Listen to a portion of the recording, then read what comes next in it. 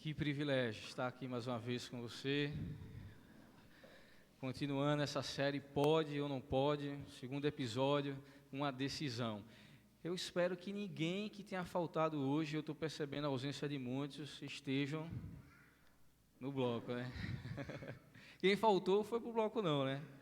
Não, né? Mas que bom ter você aqui conosco, é um privilégio. Se você não me conhece, me chamo Manuel e quero convidar você nesse momento a abrir a sua Bíblia, o seu aplicativo, para nós lermos um trecho do Evangelho de Mateus, capítulo 19, os versos 16 a 22. Vai aparecer para você também. Mateus, capítulo 19, os versos 16 a 22. Ali cortou o 1, do 6, mas é 16. Tá bom? Mateus, capítulo 19, versículos 16 a 22. Se você já abriu aí sua Bíblia, o aplicativo, você pode acompanhar. Diz assim: certa vez, um homem chegou perto de Jesus e perguntou: Mestre, o que devo fazer de bom para conseguir a vida eterna? Jesus respondeu: por que é que você está me perguntando a respeito do que é bom? Bom só existe um.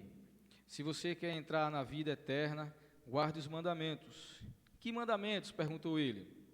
Jesus respondeu: não mate, não cometa adultério, não roube, não dê falso testemunho contra ninguém, respeite seu pai e a sua mãe e ame os outros como você ama a você mesmo. Eu tenho obedecido a todos esses mandamentos, respondeu o moço. O que mais me falta fazer?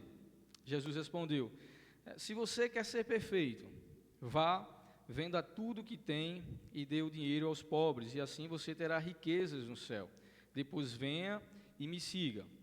Quando o moço ouviu isso, foi embora triste, pois era muito rico. Esse fato que nós acabamos de ler também é encontrado em outros dois evangelhos, o evangelho de Marcos e o evangelho de Lucas. E há alguns detalhes que são ditos em um, que não são ditos no outro, como também há detalhes que é dito em outro e não é dito por um. Então a gente precisa, quando olha para esse fato, olhar para os três evangelhos. É por essa razão que se chama na teologia de evangelhos sinóticos. Eles precisam ser sempre colocados lado a lado, quando eles contam a mesma história.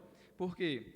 Cada história vai ser contada pelo autor a partir de uma perspectiva diferente, um olhar diferente.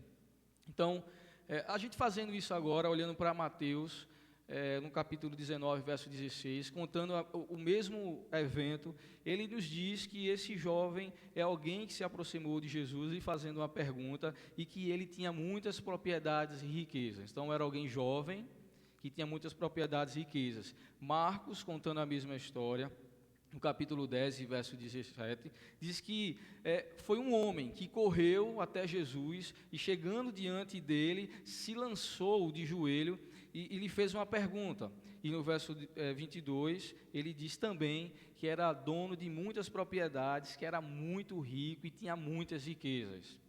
E Lucas, no capítulo 18, verso 18, falando sobre o mesmo fato, diz que é um homem de certa posição, é alguém importante, talvez um príncipe ou chefe dos líderes dos judeus, que fez uma pergunta a Jesus. E no verso 23, diz que ele era riquíssimo. Então, juntando esses detalhes contados por cada um dos evangelistas acerca deste mesmo fato, a gente consegue, talvez, aqui traçar um perfil sobre esse personagem. Quem é ele? Quem é esse personagem? Essas informações que cada um dos evangelistas nos fornecem pode nos ajudar a traçar o perfil desse personagem. Ele é alguém jovem, rico, dono de muitas propriedades, de muitas terras, e essas coisas se repetem nos três, ok? Então a gente pode conjecturar duas coisas sobre ele de imediato. A primeira é que possivelmente ele é de uma boa família, né? Você ser um homem jovem naquele tempo, ser rico, ter muitas propriedades, com certeza era algo que era herdado. Até hoje em dia é assim, né? Ninguém jovem, a não ser que venha de uma família muito bem estruturada, que tenha riquezas e posses, consegue ter riquezas e posses. Embora que com o advento aí das redes sociais, essa coisa está mudando também. Muita gente consegue ascender rapidamente socialmente, mas o fato é que é uma regra, a gente tem as exceções. Você só consegue ser alguém jovem, rico e dono de muita coisa se você herdar isso de uma família, isso é fato. Então, possivelmente, ele vinha de uma boa família, que tinha influência, riquezas e propriedades, e, consequentemente, a segunda coisa, ele teve uma boa educação, ele teve acesso ao conhecimento, à informação, ele, com certeza, estudou nos melhores colégios daquela época. Então, essas coisas, somadas ao contexto, e sempre que a gente lê um texto bíblico, gente, a gente precisa olhar para o contexto. Às vezes o contexto logo ali de imediato, anterior ou depois, mas às vezes o contexto mais amplo, né? Acho que vocês já ouviram muito isso, que um texto fora de contexto é pretexto para heresias, para falsos entendimentos. Então, quando a gente olha para o contexto mais amplo desse fato, a gente percebe que esse jovem também era fariseu. Ele era fariseu. Por quê? O que é que está acontecendo no contexto mais amplo desse fato? Jesus está sendo interrogado por um grupo de fariseus. Eles estavam tentando Jesus com diversas perguntas sobre o casamento, querendo pegar Jesus no erro, numa falha, num deslize de uma palavra para acusá-lo. E por algum momento Jesus é interrompido, algumas crianças chegam até Jesus, e Jesus recebe essas crianças, dizendo aquele texto que todos nós conhecemos: deixai vir as minhas criancinhas, porque dela é o reino dos céus. E quando isso termina, então, esse jovem homem rico, dono de muitas propriedades, se apresenta a Jesus fazendo uma pergunta. E se você tem dúvida disso, no verso 14, 17, diz o seguinte: os fariseus que amavam o dinheiro.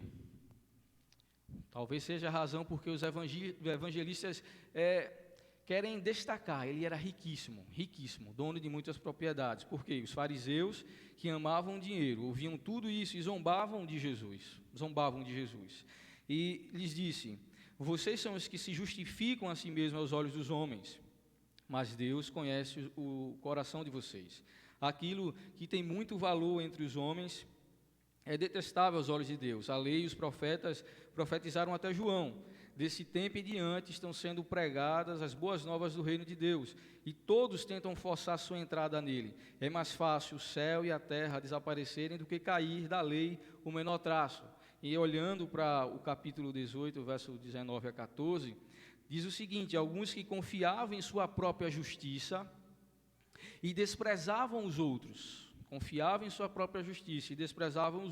Jesus contou essa parábola. E qual é a parábola que Jesus conta? 2 homens subiram ao templo para orar, um era fariseu e o outro publicano. O fariseu, em pé, orava no íntimo: Deus, eu te agradeço porque não sou como os outros homens, eu sou diferente demais. Os outros homens são ladrões, corruptos, adúlteros, mas nem mesmo sou como esse publicano. Jejum 2 vezes por semana, dou o dízimo de tudo quanto ganho. Mas o publicano ficou à distância, nem ousava olhar para o céu, mas batendo no peito dizia: Deus, tem misericórdia de mim, que sou pecador. Eu lhes digo, isso é Jesus falando, eu lhes digo, que este homem e não o outro foi para casa justificado diante de Deus, pois quem se exalta será humilhado e quem se humilha será exaltado. Então, juntando tudo isso, gente, a gente pode dizer com certeza que ele era fariseu, ele era um homem rico, jovem, que tinha muitas propriedades, e ele é o protótipo, assim, um modelo de quase tudo aquilo que nós desejamos. Ele é a personificação daquilo que o mundo mais valoriza e busca: a juventude, a riqueza, os bens, a posição, o status e a religiosidade. Nesse jovem, nesse homem rico, dono de tantas propriedades, que chegou até Jesus e fez uma pergunta a ele, tão interessante e importante: o que eu posso fazer para herdar a vida eterna? Eu vejo cada um de nós, eu vejo cada pessoa, porque é isso exatamente que nós estamos buscando o tempo inteiro: juventude, riqueza, bens, posição, status e, de algum modo, uma vida religiosa. Até mesmo aquele que diz que não é religioso, ele tem seus rituais, e consequentemente, se tem ritual, é religião. E se é religião, é religioso. Então todo mundo tem a sua religiosidade, todo mundo está em busca dessas coisas. Por isso esse jovem, ele é o retrato das pessoas. Pode ser que seja o seu retrato. Eu me vejo muito nesse jovem. Eu estou assim entrando na crise de quase 40. Estou percebendo que estou deixando de ser jovem. Estou começando a pensar que eu estou ficando velho, gente. Minha filha está vendo aqui uns cabelos brancos na barba, ela disse: pai, você está ficando velho. Mas juventude, eu já passei muito tempo nessa busca frenética por riqueza. Dessa vez eu vou conseguir ganhar dinheiro. Eu quero ganhar dinheiro, eu posso ganhar dinheiro, eu vou trabalhar, eu vou me qualificar, eu vou fazer tudo o que for necessário. Escutei uns coaches também que me ajudaram com esse pensamento, e eu vou conseguir, porque é isso que eu quero. Eu quero também ter uma posição melhor. Esse emprego que eu tenho, ele não me dá um status que eu preciso de um status. Eu quero chegar diante da pessoa como um colega. Eu não vou dizer aqui, gente, porque senão, se ele ouvir, ele vai se identificar. Mas que perguntou o nome dele, ele disse a posição. Poxa, cara, isso não é teu nome, isso é aquilo que tu faz. Mas sabe, porque a pessoa tem orgulho do status, da posição que ocupa, então ele quer ser identificado não pelo nome, mas pela posição. E assim por diante. Mas o fato é que esse jovem tem uma coisa muito interessante, é que ele tinha um conhecimento sobre a palavra de Deus, ele conhecia a lei, e então pode ser, pensando nisso, no pode ou não pode, pode ser, se ter muito conhecimento sobre Deus, sem conhecê-lo pessoalmente. Pode você ter muito conhecimento sobre Deus, e você não conhecê-lo pessoalmente, nem intimamente. Observe, o texto diz que esse jovem, ele chega diante de Jesus e o chama de quê? De mestre. De mestre. Ou algumas traduções vão dizer, bom mestre, bom mestre. Mas me parece que não é o que de fato ele considera Jesus. E por que eu estou afirmando isso? Porque ele fazia parte do quê? Do grupo dos fariseus. E o que é que os fariseus estavam fazendo? Nós lemos aqui, eles estavam tentando o quê? Pegar Jesus no erro, estavam tentando experimentar Jesus, colocá-lo à prova com o intuito de desmascará-lo. Pegamos você, Jesus. Mas ele chega diante de Jesus e diz, bom mestre, mestre. Ele chama Jesus de mestre, mas me parece, gente, que ele faz isso apenas por mera bajulação. Porque os fariseus eram especialistas nisso. Tudo o que os fariseus adoravam eram receber honras. Eles gostavam de títulos, nada parecido com a gente, por reconhecimentos, eles amavam essas coisas. Então, me parece que toda essa atitude desse homem com Jesus não passou de aparências, não passou de uma coreografia, talvez uma encenação, um teatro. Ele se curva, chama de mestre. Parece que com sua mente, se curvando com sua mente, mas não com seu coração. Ele apresenta compreender as verdades da lei com seu intelecto, com a sua mente, mas me parece que falta o quebrantamento do coração com essas verdades. Parece que não existe isso. E hoje, infelizmente, há pessoas assim.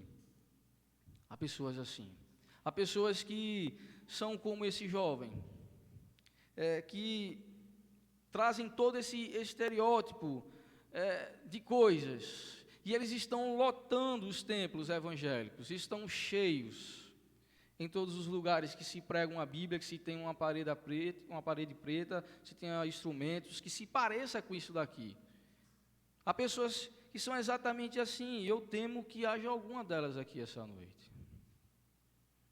É gente que tem muito conhecimento sobre Deus, gente que conhece a Deus, a palavra de Deus, sabe dizer de cor e salteado, sabe falar na ponta da língua, a Bíblia diz isso aí.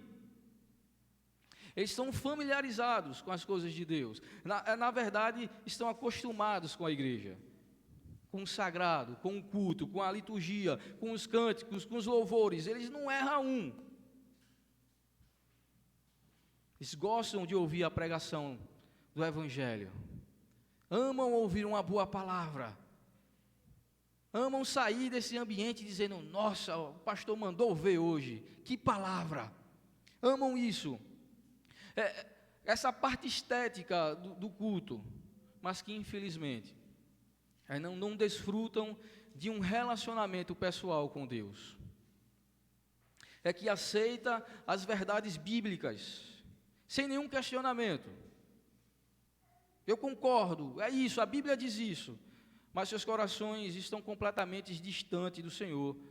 São como esse jovem, atores da fé, com uma aparência impecável, de uma religiosidade que deixa assim, até Jesus admirado, mas não possui uma consistência sólida no discipulado.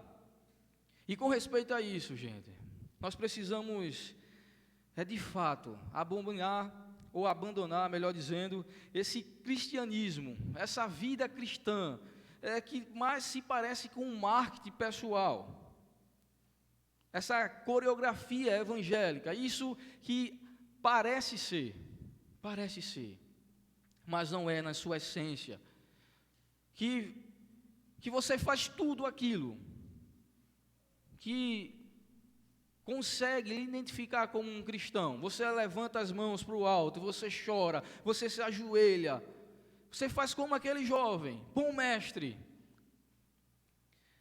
mas o seu coração continua altivo, autossuficiente, talvez tão alto que ultrapassa até mesmo o céu, e que continua fazendo com que você acredite que é possível você chegar diante de Jesus, você chegar diante daquele que a Bíblia diz que é o Todo-Poderoso, e esconder os seus pecados, e tentar enganá-lo, achando que ele não conhece quem é você. Aquele jovem chegou com toda a sua performance gospel, ele chegou jogando-se aos pés de Jesus, gritando, bom mestre, com essa parafernália de crente, sabe, essa coisa de uma indumentária que se coloca num comportamento completamente assim, gospel, da moda, para impressionar. Mas diante de Jesus, ele é desmascarado, ele ouve a dura palavra de Jesus, você não é perfeito, falta uma coisa. Diante de Jesus, não há nada que você possa esconder. Diante de Jesus, não há nada que você possa deixar assim, atrás. Os seus olhos prescrutam a tudo. Diante dele, cada um de nós, estamos completamente nus. Ele sabe de tudo. Não há pecado que você possa varrer para debaixo do tapete. Ele sabe de tudo. Seja o menor cisco ou a maior trave, ele vê tudo. E aqui não adianta vir com aquela história de dizer, mas Deus conhece o meu coração. É exatamente por isso. Se Deus conhece o teu coração, Ele sabe toda a podridão que pode haver dentro dele. É o fato exato de você saber que Deus conhece você, que Ele sabe o que tem dentro de você, que deveria fazer você tremer e temer.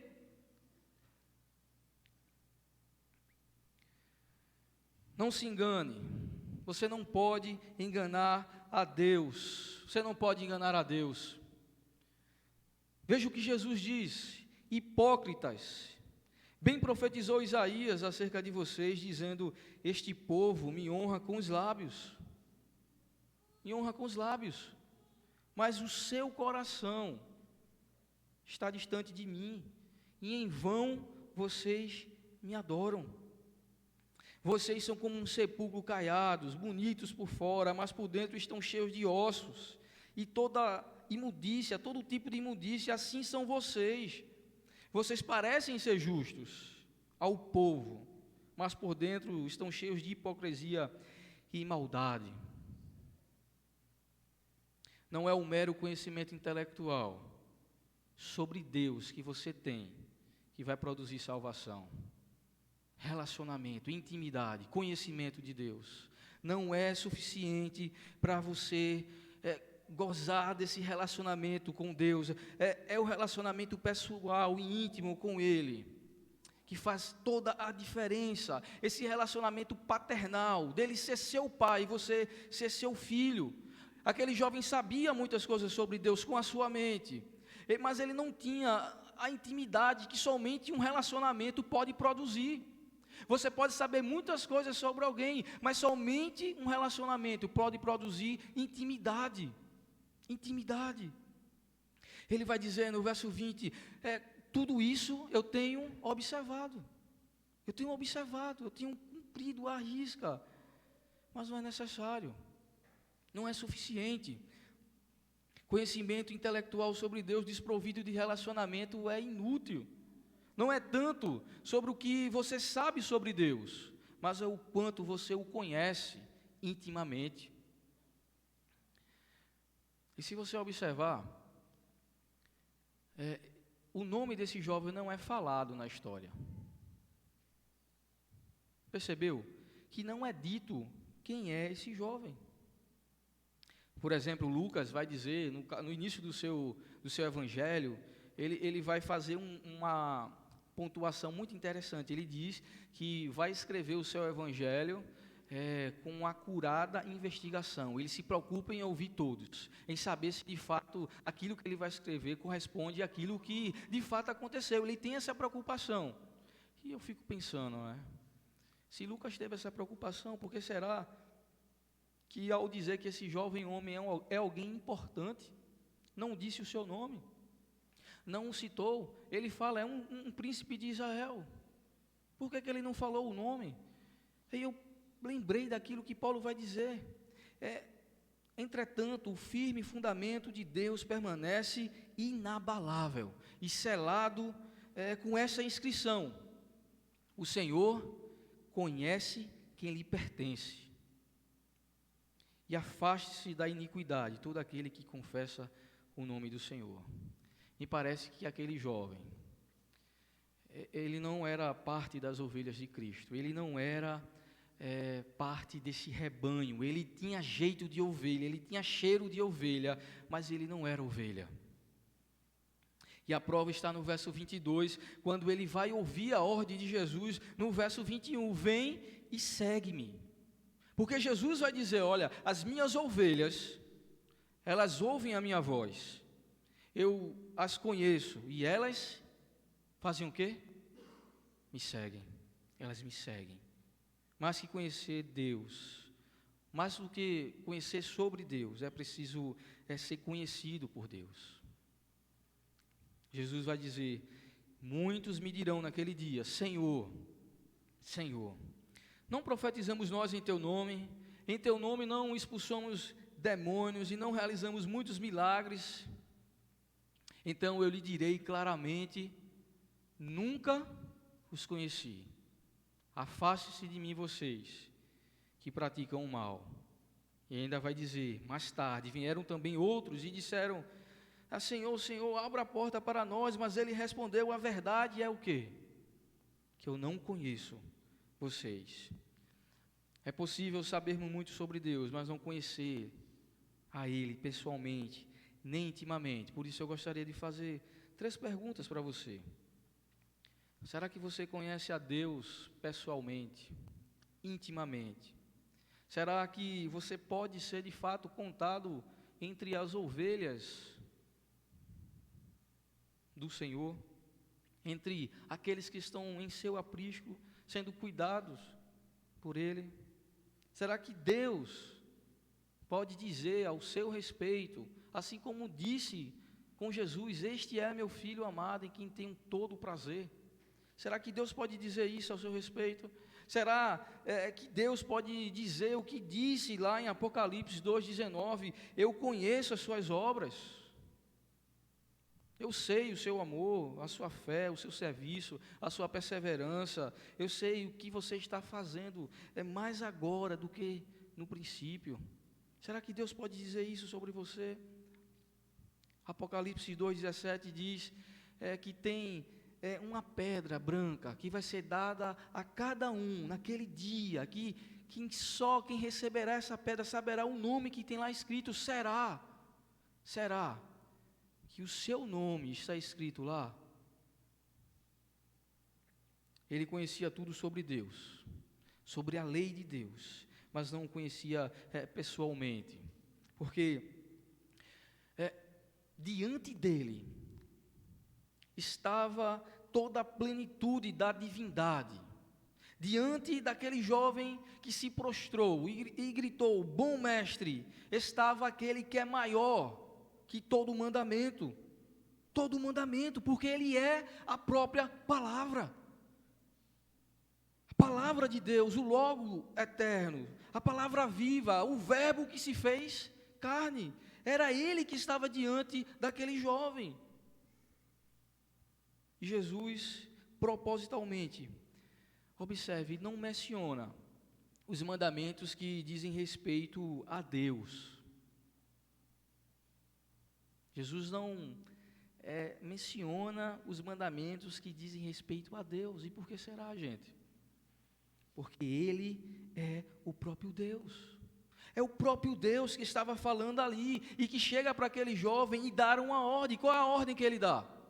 Vá, vende, dá e segue-me. Por isso, não pode se dizer ter um relacionamento com Deus sem a obediência à sua palavra. A prova de que aquele jovem não conhecia a Deus é porque Deus está ali, diante dele, lhe dando uma palavra, e ele não obedece. Ele não obedece. Algumas pessoas vão interpretar erradamente o verso 21. Acreditam que a vida eterna vai consistir exatamente no ajudar os pobres e necessitados. Tem gente que se apega a isso e diz a salvação é possível se você se dedicar uma vida inteira a ajudar pessoas carentes. E é um erro aqui você associar tesouro no céu com vende os bens e dá aos pobres. Aqui a importância não é tanto ao vai e vende e dá aos pobres, mas antes ao vem e segue-me.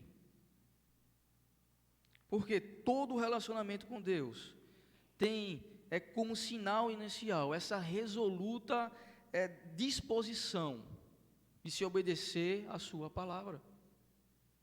Todo relacionamento com Deus começa inicialmente com uma decisão de fazer aquilo que Jesus fala.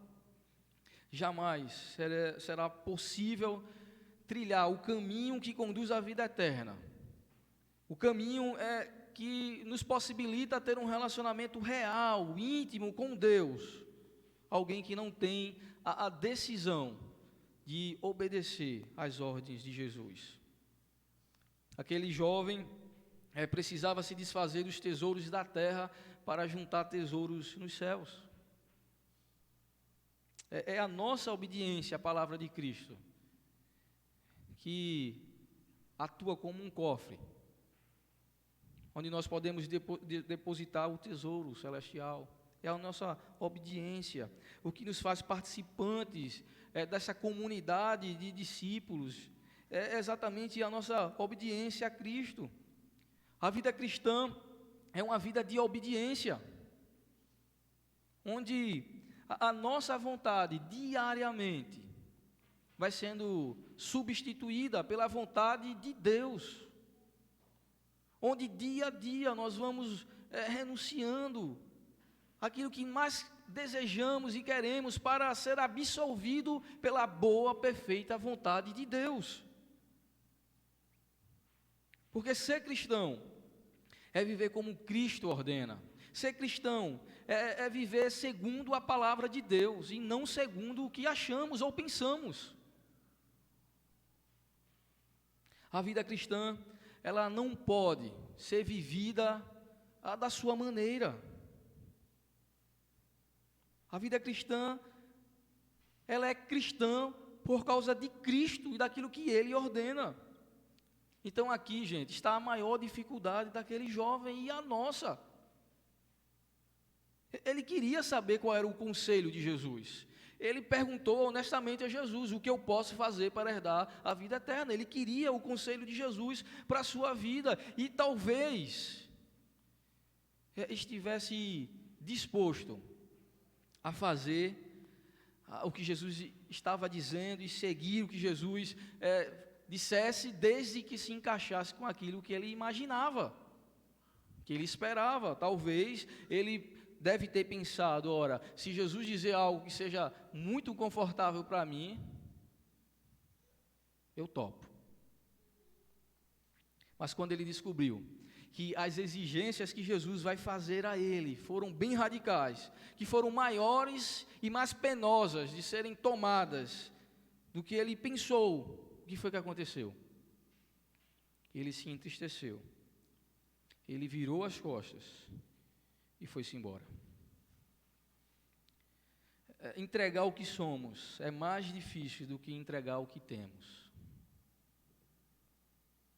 Entregar o que somos é mais difícil do que entregar o que temos.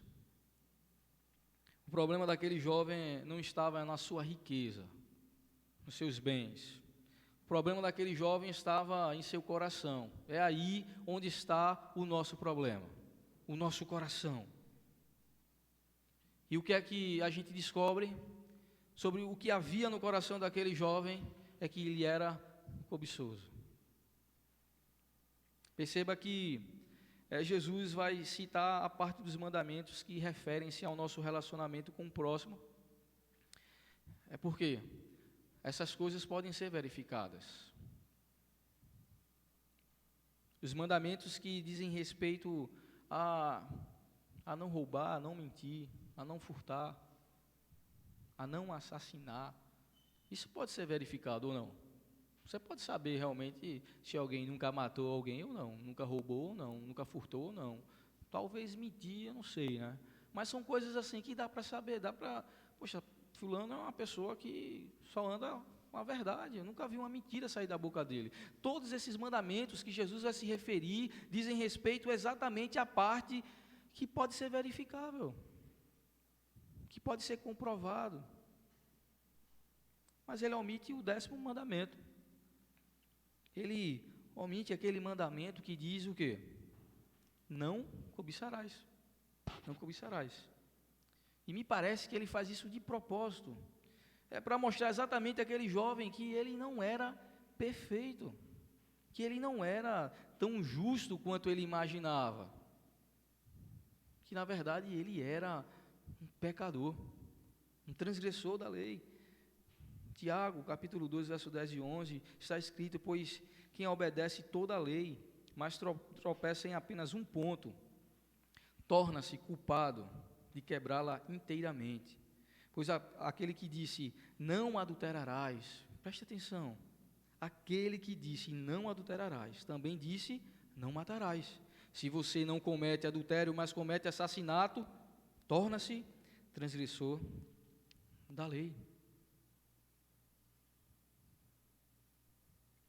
Ele era um transgressor da lei. Então, nós só vamos desfrutar de um relacionamento íntimo com Deus. Nós só seremos capazes de ter essa intimidade com Deus a partir do momento em que nós decidirmos, de maneira inegociável e irrestrita, a viver uma vida de obediência àquilo que Cristo fala. Você não pode escolher que coisas da Bíblia você deve seguir, quais palavras de Jesus são boas ou não para a sua vida. Você não pode dizer para Ele quais mandamentos que Ele já disse são mais cômodos para você, ou mais fáceis, ou daqueles que são mais duros e difíceis, do qual você não vai abrir mão. Você não pode fazer isso. Se você quer ter um relacionamento pessoal, íntimo com Deus, você precisa obedecê-lo. Você precisa viver de acordo com o que Ele exige em sua palavra. Você precisa abandonar tudo aquilo que Ele diz que é para ser abandonado. Porque não dá para viver uma vida de relacionamento íntimo com Deus que não seja do jeito que Deus quer. Não dá. Não é você que dita as regras. Ou você vive do seu jeito, ou você vive do jeito que Deus diz que é para viver. E nisso você tem que decidir. Não há opções. Ou você segue sua própria vontade, ou você ouve o que Jesus está dizendo e segue o que Ele está dizendo. E eu gostaria de ler um texto com você. Lucas capítulo 14, verso 25 e 33, vai dizer algo assim incrível. Uma grande multidão ia acompanhando Jesus. E este, voltando-se para ela, disse: se alguém vem a mim e ama o seu pai, sua mãe, sua mulher, seus filhos, seus irmãos e irmãs, e até sua própria vida mais do que a mim, não pode ser meu discípulo. E aquele que não carrega a sua cruz e não me segue, não pode ser meu discípulo. Qual de vocês, se quiser construir uma torre, primeiro não se assenta e calcula o preço, para ver se tem dinheiro suficiente para completá-la? Pois, se lançar o alicerce e não for capaz de terminá-la, todos os que virem rirão dele, dizendo: este homem começou a construir e não foi capaz de terminar. Ou, qual é o rei que, pretendendo sair à guerra com outro rei, primeiro não se assenta, pensa se com 10.000 homens é capaz de enfrentar aquele que vem contra ele com 20.000. Se não for capaz, enviará a delegação, enquanto o outro ainda está longe, e pedirá um acordo de paz. Da mesma forma, qualquer de vocês que não renunciar a tudo o que possui, não pode ser meu discípulo. Não é a coisa renunciada em si que tem algum valor para Deus, mas é a obediência. E aí, olhando para aquele texto lá do profeta com o rei Saul, que diz: Saul, mas eu obedeci ao Senhor, eu cumpri a missão que o Senhor me designou, eu trouxe Agag, o rei dos amalequitas, mas exterminei os amalequitas. Os soldados tomaram ovelhas e bois do despojo, e o melhor do que estava consagrado a Deus para a destruição, a fim de sacrificarem ao Senhor, seu Deus, em Gilgal. Samuel, porém, respondeu: acaso tem o Senhor tanto prazer em holocaustos e em sacrifícios, quanto em que se obedeça à sua palavra? A obediência é melhor do que o sacrifício, e a submissão é melhor do que a gordura de carneiros.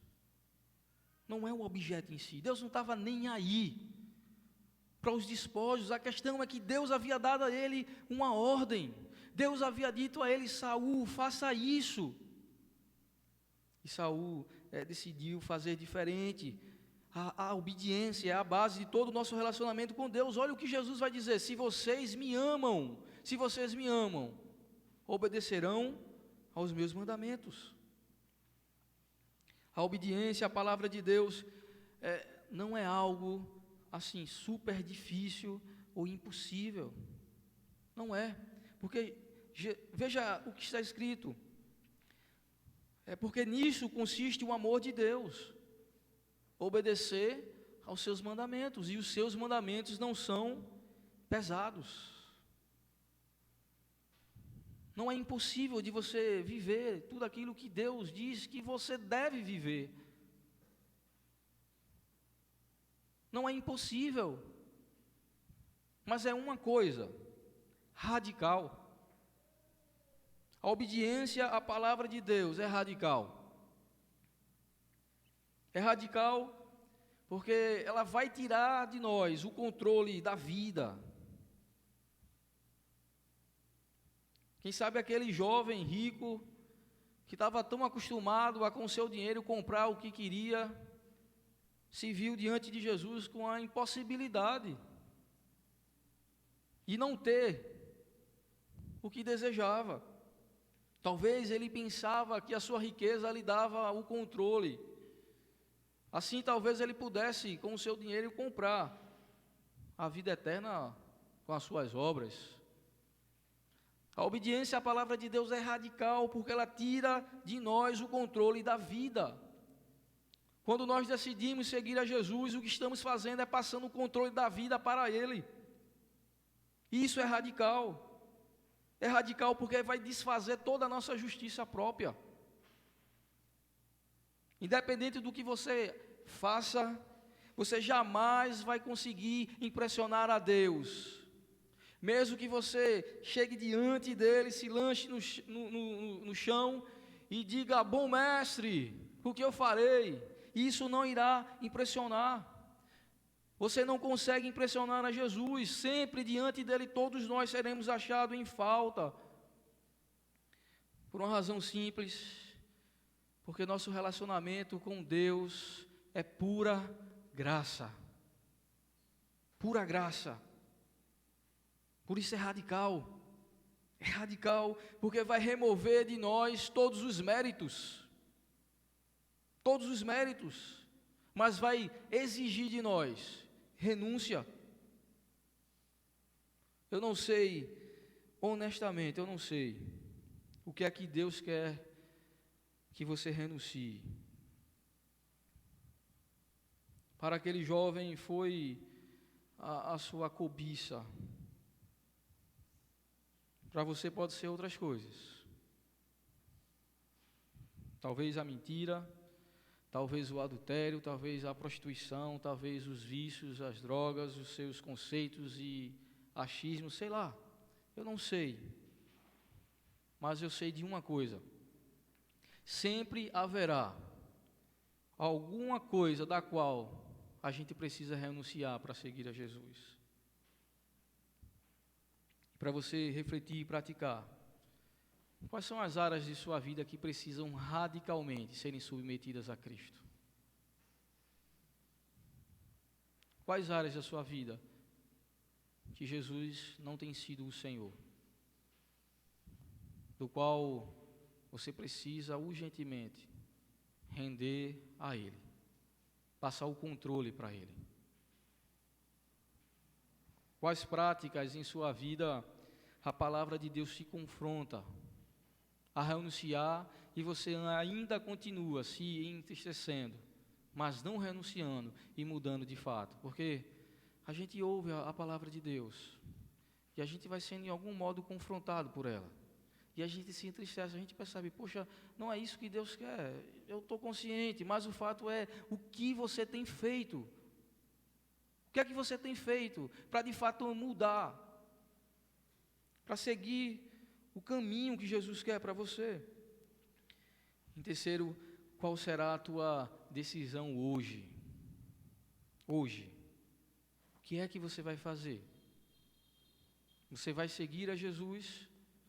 Você vai andar de acordo com o que Jesus diz para você, o que Ele fala em sua palavra, o que Ele revela, ou você vai continuar andando segundo os seus próprios caminhos, naquilo que você acha, que você acredita, que você pensa? Qual vai ser sua decisão? E por último, nunca se esqueça, o Evangelho é radical. Pode ou não pode?